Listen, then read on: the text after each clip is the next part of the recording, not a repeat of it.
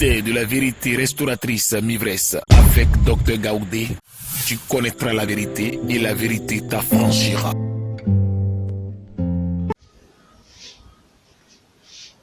Amen.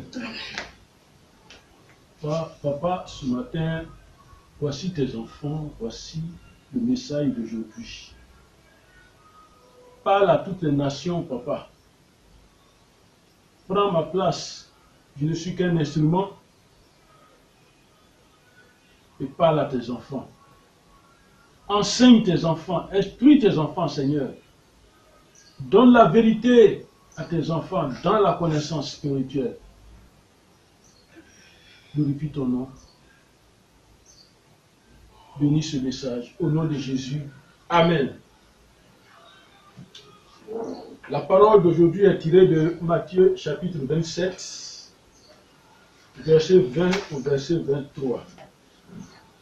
Matthieu 27, verset 20 au verset 23, et la parole de Dieu dit. Matthieu 27, verset 20 au verset 23, c'est 3 versets. Les principaux sacrificateurs et les anciens persuadaient à la foule de demander Barabbas et de faire périr Jésus.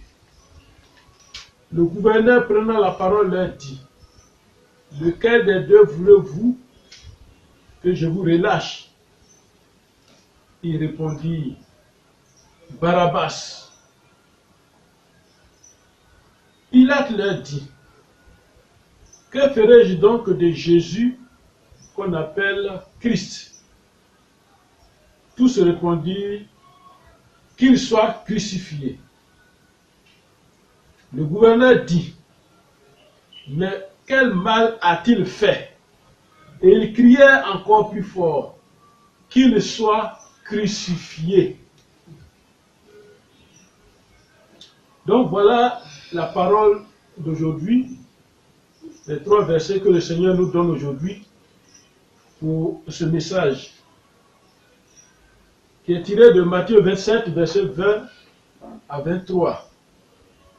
Et ce texte qui parle de notre Seigneur Jésus nous révèle quelque chose d'important, d'une importance spirituelle, une vérité que nous allons découvrir, une vérité qui va nous aider dans nos prières, qui va nous aider dans nos démarches, qui va nous aider dans tout ce que nous faisons. D'abord, dans ce texte, il y a des acteurs. Et quels sont ces acteurs? Il y a Pilate, celui que j'ai vu, le gouverneur, il y a Pilate, les principaux sacrificateurs, les anciens, il y a la foule, il y a Barabbas, il y a Jésus, et il y a la femme de Pilate, Madame Pilate. Alors, c'est aussi, à travers ce texte, on découvre que c'est un tribunal. Un tribunal et 2 personnes étaient reconnues comme malfaiteurs. 2 personnes étaient reconnues comme des personnes à juger et à condamner. Alors, il était question donc de libérer une de ces personnes-là. Et ces personnes-là, c'était qui? Il y a Barabbas qui était le grand bandit en son temps, qui tuait en son temps. Et il y a Jésus-Christ. Donc il fallait juger les 2 personnes. Et c'était un choix à faire. Alors pour ce choix-là, Pilate a d'abord recherché les informations auprès de tout le monde, en posant des questions. Mais Pilate a conclu que cette histoire-là le dépassait. Donc c'était un choix à faire.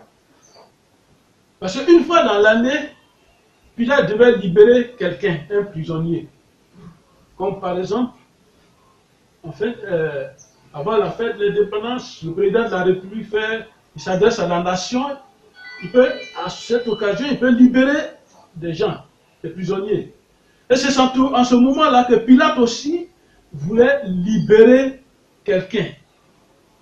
Et il s'est trouvé devant Barabbas, et Jésus, qui étaient vus comme des malfaiteurs.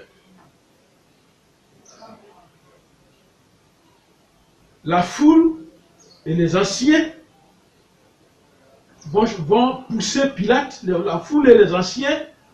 Quand Pilate a posé la question, qui voulez-vous que je libère? Ils ont fait quoi? Ils ont décidé qu'on libère le meurtrier et qu'on tue Jésus-Christ. Et Pilate a confirmé cette décision. Amen.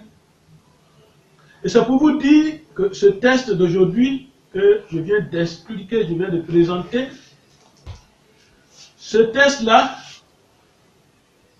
nous renferme, il nous révèle un thème.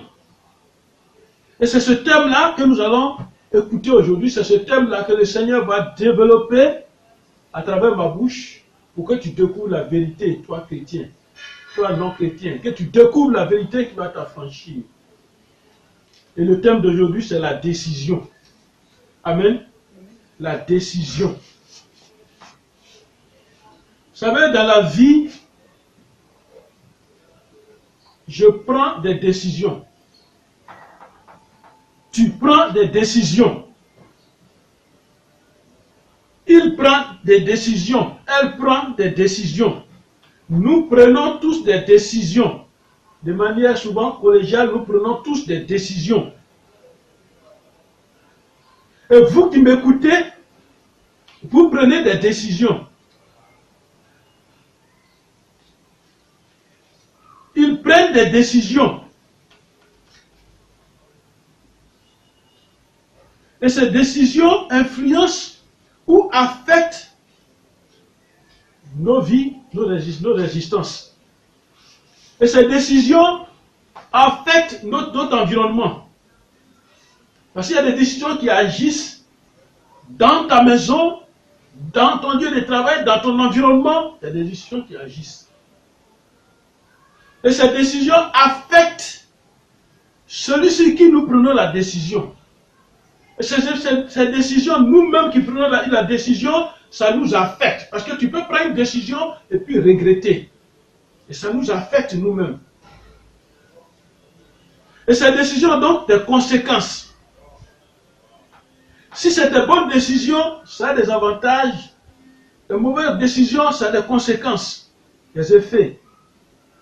Et ces conséquences-là nous détruisent. Toi qui m'écoutes ce matin, toi qui m'écoutes aujourd'hui, qui a pris la décision de ce qui te fatigue actuellement? Qui a pris cette décision de ce que tu vis? Qui a décidé toutes ces mauvaises choses dans ta vie? Qui a décidé ça? Qui a décidé que tu es actuellement la souffrance, que tu sois actuellement dans la souffrance? Qui a décidé? Et tu souffres. Alors, avec l'Esprit de Dieu,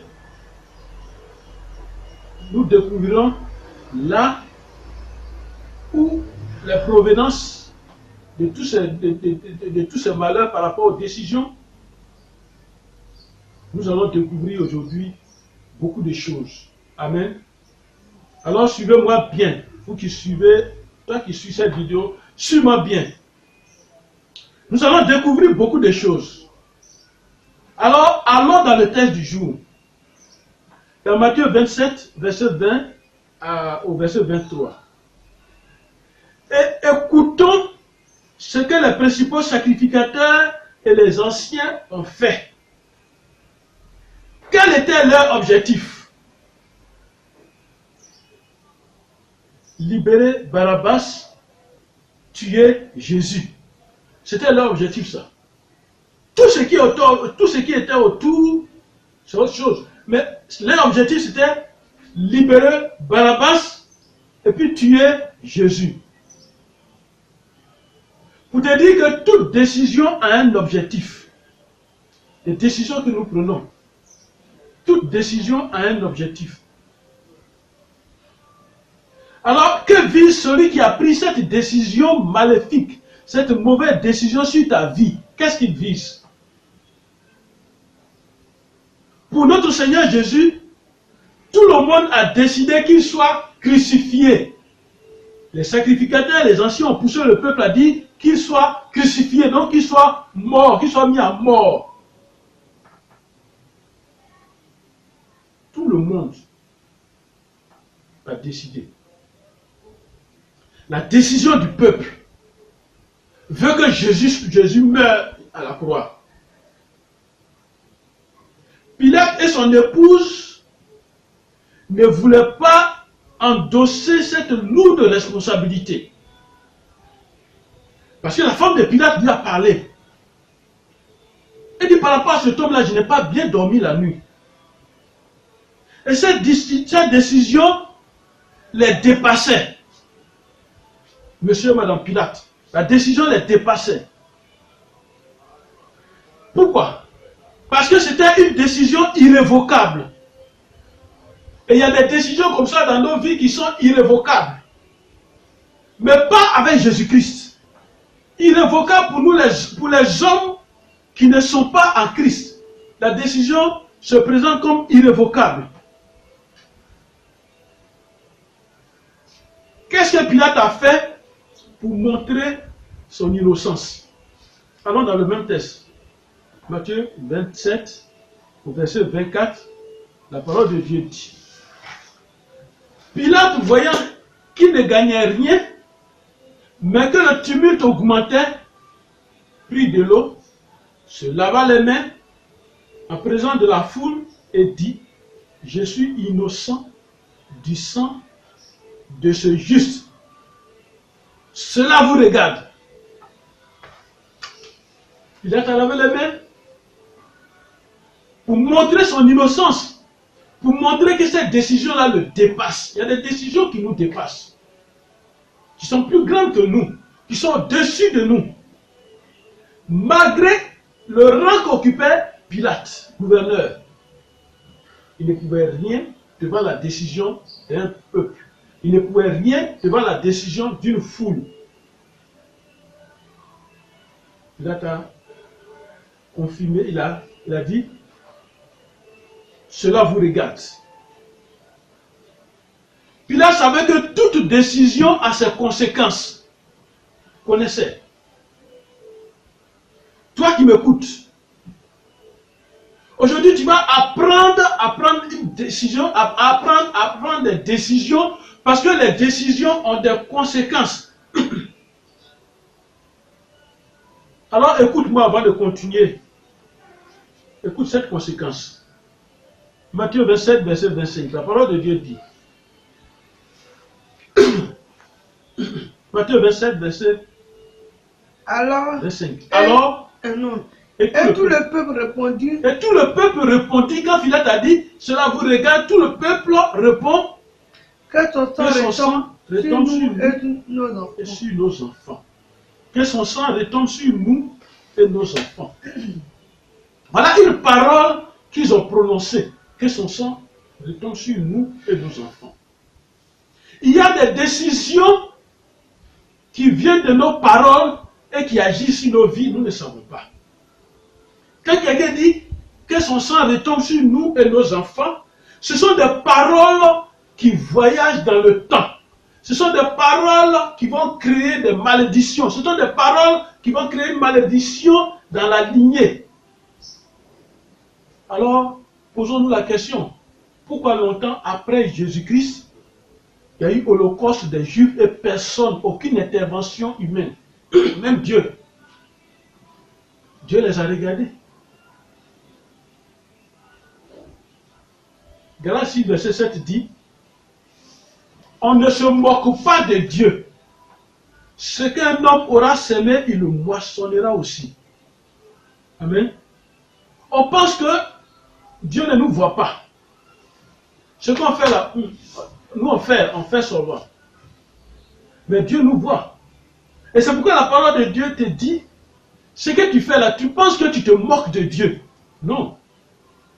Les décisions que tu prends comme ça, n'importe comment, tu penses que tu te moques de Dieu. Et tu penses que tu es tellement rusé, tellement intelligent. Mais c'est ce qu'on sème qu'on récolte. Tu ne peux pas semer le riz et puis récolter le maïs. Amen. Observe bien ta vie. Pourquoi de cette manière. Pourquoi avoir un époux est compliqué pour toi? Pourquoi réussir dans la vie est si difficile pour toi? Tu as pris une mauvaise décision un jour. Suis-moi bien. Tu as pris une mauvaise décision un jour. Tu as pris une décision fâcheuse un jour. Une décision qui a énervé quelqu'un. Une décision qui a mis quelqu'un en colère contre toi. Tu ne le sais pas. Pourquoi? Parce que tu as prononcé une parole. Une parole qui a énervé quelqu'un. Et c'est un ennemi que tu as créé sans le savoir. Et tu penses que la décision, la parole que tu avais prononcée, c'était une bonne décision. Toi comme ça, comment tu peux dire que tu m'aimes? Toi comme ça là. Est-ce qu'il t'a demandé de l'insulter? Est-ce que c'est interdit de te dire qu'il t'aimait? Toi comme ça, là, tu m'as bien regardé. Et cet ennemi a pris une décision. Amen. Une décision contre toi. Tu peux dire silencieux, tu ne vas jamais te marier et puis tu ne te maries pas. Dis, moi tu as insulté, tu ne te marieras jamais. Et puis la parole s'en va. Et c'est ce que les Juifs ont prononcé sur Jésus. Ils ont dit que son sang retombe sur nous et nos enfants. Amen. Que nous dit la Bible? Avant de dire ce que la Bible nous dit, c'est la même chose dans le monde spirituel. Faisons attention à tous ceux devant qui nous prenons des décisions. Amen. Tu as pris une décision qui a offensé quelqu'un, ce type-là ne va pas te laisser. Alors que nous dit la Bible? Un roi s'appelait Assyrus. Assyrus. Et sa femme était la reine. Et cette reine-là s'appelait Vachi. Vachi. Et pendant une grande fête que le roi a organisée, dans sa fierté d'avoir une jolie femme, une reine bien présentable, il réunit tout le monde pendant la fête et dit, allez appeler la reine, elle va venir se présenter. Il avait eu besoin de sa femme auprès de lui, il avait eu besoin de la reine Vachi auprès de lui. Mais la reine Vachi va prendre une mauvaise décision. Elle dit, elle ne vient pas, elle refuse. Elle refuse, et ce refus-là, tout le peuple a entendu, tout le peuple a suivi, et ça faisait honte au roi. Elle refuse. Allons dans le livre de Esther. Amen. Amen. Prenons le livre de Esther.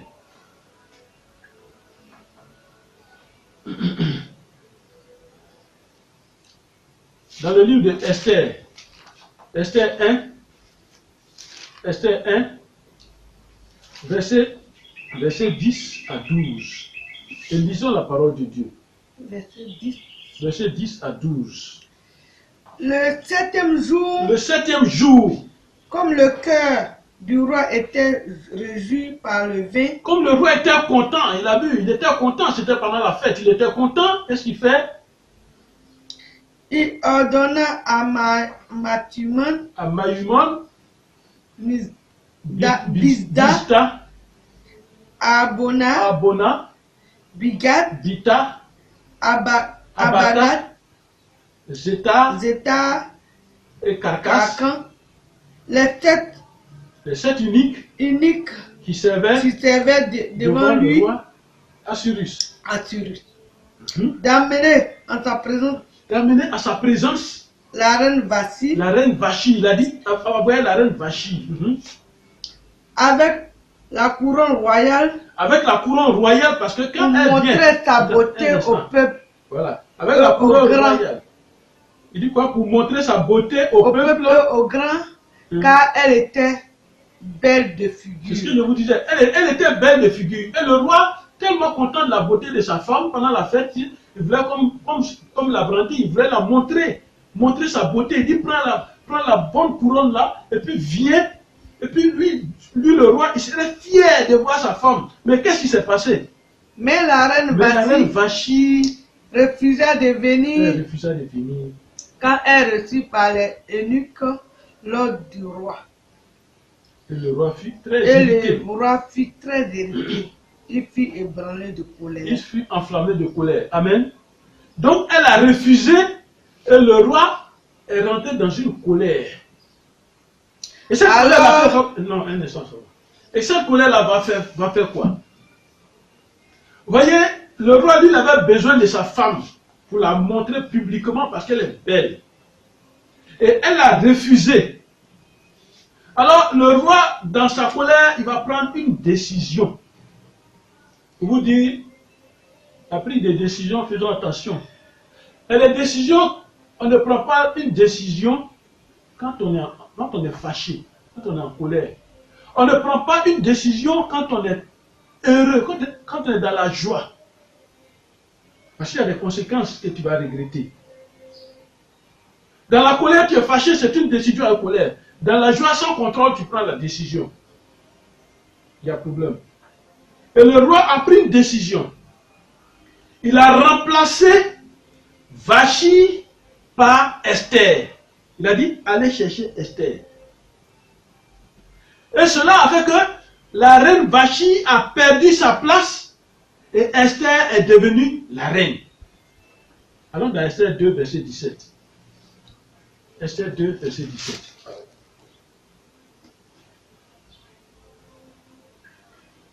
Esther 2, verset 17. Le roi aima Esther plus que toutes les autres femmes et elle obtient grâce et faveur devant lui plus que toutes les autres jeunes filles. Il mit la couronne royale sur sa tête. Il mit la couronne royale sur sa tête. Et la fit reine à la place de Vachi. Et la fit reine à la place de Vachi. Donc il a pris la couronne, il l'a mis sur la tête d'Esther. Esther est devenue reine. Vachi a perdu sa place de reine. Par sa décision qu'elle a prise, elle a perdu sa place.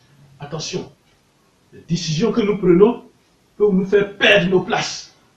Les décisions que nous prenons peuvent nous détruire. Qui a créé cette désobéissance et cette disgrâce de la reine Vachi? Qui a créé ça? C'est elle-même. Nos décisions sans Dieu nous créent beaucoup de problèmes. Amen. Ça nous crée beaucoup de problèmes. Et nous perdons nos bonheurs à cause de nos décisions. Toi qui m'écoutes, fais attention, femme, fais attention. Ton refus méchant sera vu comme une mauvaise décision, mais une offense. Le refus peut être poli. Mais attention, un refus méchant peut être vu comme une offense. L'homme à qui tu as parlé méchamment peut prendre une décision, une mauvaise décision qui va affecter ta vie. Tu ne sais même pas si c'est un féticheur, c'est un sorcier, c'est un mystique, tu ne sais pas. Mais ce n'est pas pour te dire, accepte tout ce qui se présente, non. Le refus peut être poli, un refus ça peut être poli. Amen. Pourquoi? Parce qu'un décideur a besoin d'informations pour travailler. Pour toute décision, que tu sois un PTG, président de la République, ministre, quoi, avant de décider, tu as besoin d'informations. C'est pourquoi il dit un décideur a besoin d'informations avant de prendre une décision. Dans le spirituel, une décision prise suit son cours. Non seulement ça suit son cours, et c'est suivi par le décideur lui-même jusqu'à son accomplissement. Je répète, dans le spirituel, une une décision, qu'elle soit bonne ou pas, une décision prise suit son cours jusqu'à son accomplissement. Et le décideur, lui, il suit jusqu'à l'accomplissement. C'est-à-dire, il suivait la décision jusqu'à ce que cette décision s'accomplisse. Regardez très bien, quand les hommes ont décidé, quand la foule, les gens ont décidé de tuer Jésus, quand ils ont décidé de mettre Jésus à la croix, à partir de cet instant où ils ont prononcé cette parole-là, Amen. Rien n'a annulé ou arrêté cette décision jusqu'à la croix. Rien n'a annulé, rien n'a arrêté cette décision jusqu'à la croix. Elle a marché jusqu'à son terme. Pour te dire, il y a des décisions dangereuses, difficiles. Il y a des décisions irrévocables, très fortes. Et que ces décisions-là sont sur toi. Et c'est ce que Jésus voulait nous enseigner. Ce n'est pas sa vie, ce n'est pas sa mort qui l'intéressait. Mais il voulait te dire, toi qui vas vivre sur la terre, toi qui vis sur la terre après lui, regarde comment on a pris la décision sur lui.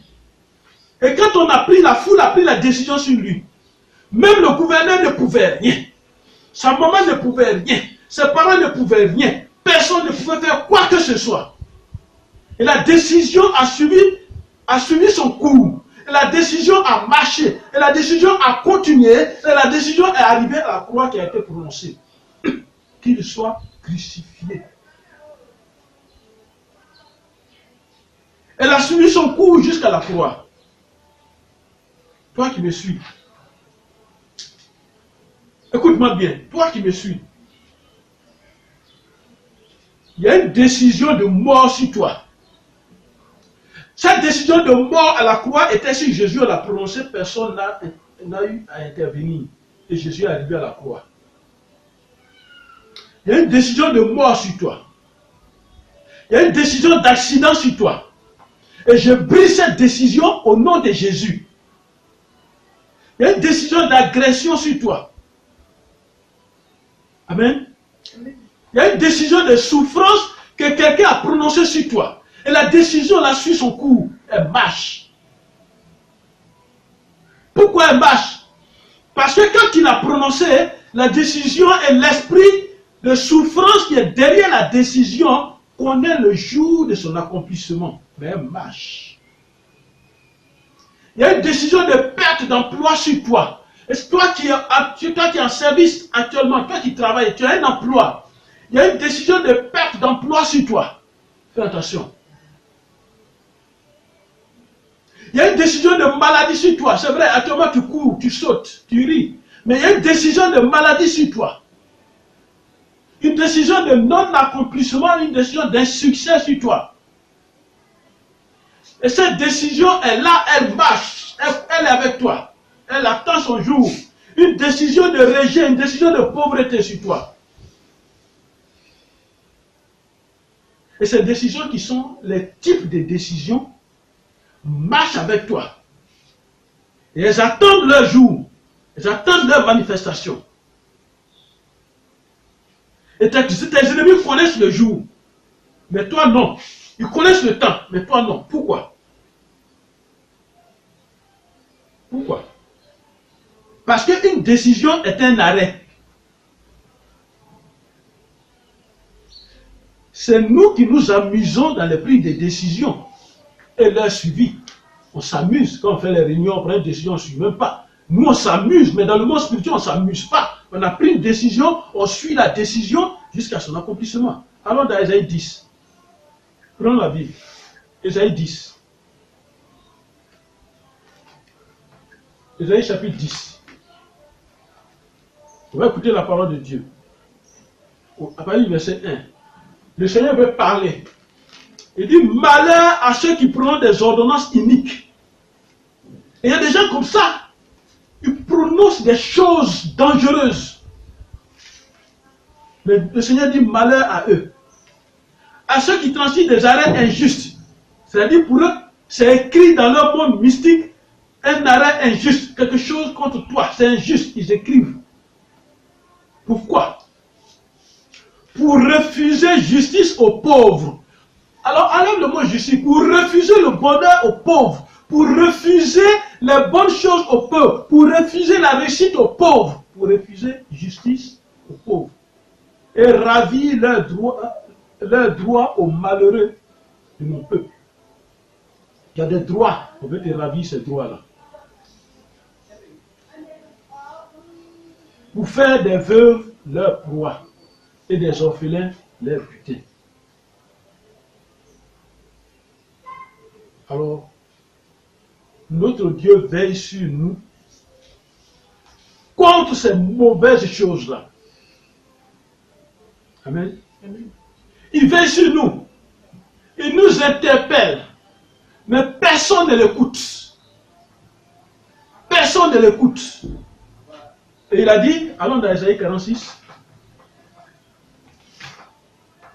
Dans Isaïe 46, il a dit quoi? Isaïe 46, verset 10-11, il va nous parler.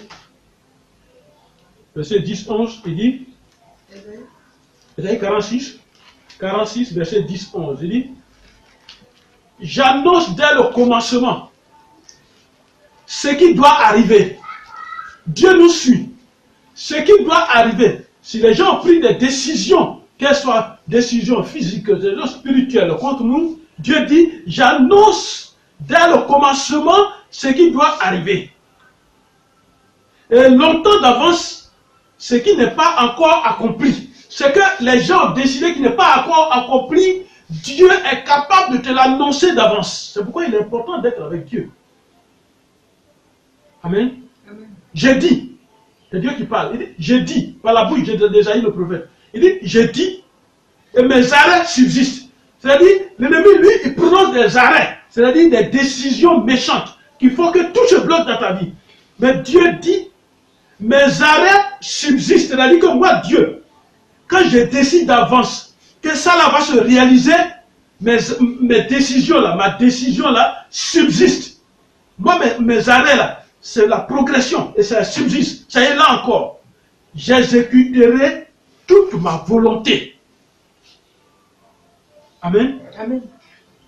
Et c'est moi qui appelle de l'Orient un oiseau de proie, d'une terre lointaine un homme pour accomplir mes desseins.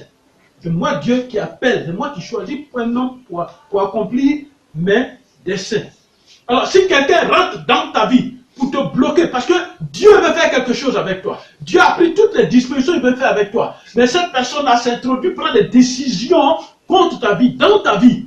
Dieu dit, d'une terre lointaine, un homme pour accomplir mes desseins, c'est moi qui appelle.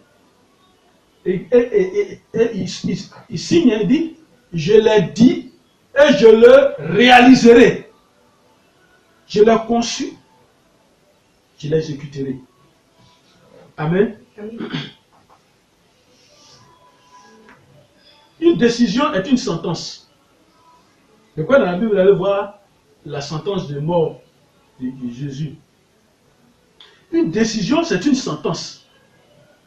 Une décision, c'est un décret. Vous voyez, dans le livre de Daniel, Amen, contre Daniel, le roi signe un décret contre quiconque va prier un autre Dieu. C'est une décision, c'est un décret. Et un jour, on parlera du décret dans un autre message. Une décision, c'est une ordonnance. Une décision, c'est un verdict. Et quand toutes ces décisions sont prises contre toi, elles agissent sur quoi? Sur ta renommée. Est-ce qu'on parlera de toi? Elles agissent sur ta renommée. Sur ton moral toi-même, ton rendement, ton foyer. Elles agissent sur ton projet ou bien tes projets, sur ton appel, sur ton âme, sur ta considération, pour te dépersonnaliser, sur ta considération, sur ta dignité, sur ta volonté, la décision agit. Pour te nuire partout, jusqu'à la destruction totale, jusqu'à la mort, pour te nuire. Et cette décision qui te suit, c'est pour te nuire. Et c'est pourquoi, à partir d'aujourd'hui, cette décision de prison qui est sur toi est brisée au nom de Jésus. Cette décision qui est sur toi, qui te suit, est brisée au nom de Jésus. Cette décision maléfique qui te suit pour t'atteindre, elle ne t'atteindra pas au nom de Jésus-Christ. Elle n'atteindra pas son objectif au nom de Jésus. Elle peut être une petite décision, mais fais attention. Ça peut être une petite décision. Comme ça peut être une décision légère, une moyenne décision légère. Elle peut être une grande décision. Mais il faut savoir qu'il y a mauvaise décision, il y a bonne décision. Mais ne la négligez pas, même si c'est une petite décision, ne la négligez pas. Suis-moi bien. Alors dans la deuxième partie, tu vas écouter. Ne la négligez pas, cette décision, même si elle est petite décision contre toi. Il ne faut pas la trouver banale. Non, non, non.